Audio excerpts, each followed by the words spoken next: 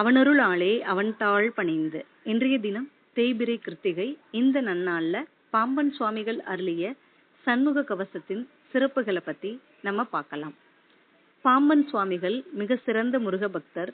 முருகரோட தரிசனம் நேர்ல வேணும் அப்படின்றதுக்காகவே கடும் தவம் இருந்து முருகனோட அருளை பெற்றவர், அவரோட தரிசனத்தையும் பெற்றவர்.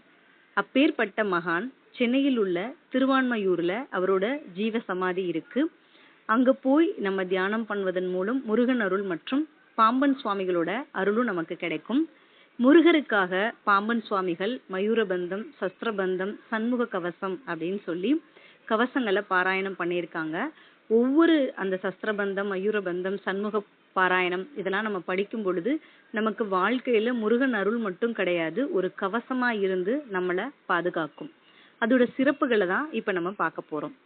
சண்முக கவசத்தோட சிறப்பு அப்படின்னா நோய்கள் நீங்கும். சண்முக கவசம் பாடுவதனால் உடல் நோய்கள், மனநோய்கள், துர்சக்திகள், எதிர்மறை எண்ணங்கள்லாம் நம்ம மனசை விட்டு போகும். மன அமைதியையும் மன உளைச்சலையும் நம்ம கிட்ட இருந்து அதை அகற்றும். ஆரோக்கியமான வாழ்க்கைய நமக்கு கொடுக்கும். இது தீங்குகளில் இருந்து நம்மளை பாதுகாக்க உதவுகிறது. இந்த சண்முக கவசத்தை இன்னைக்கு கிருத்திகை இந்த நாள்ல இருந்து படிக்க ஆரம்பிங்க. முருகரோட அருள் பெற்று என்றும் வாழணும் சொல்லி முருகன் மற்றும் பாம்பன் சுவாமிகளை வேண்டி கேட்டுக்கிறேன். நன்றி.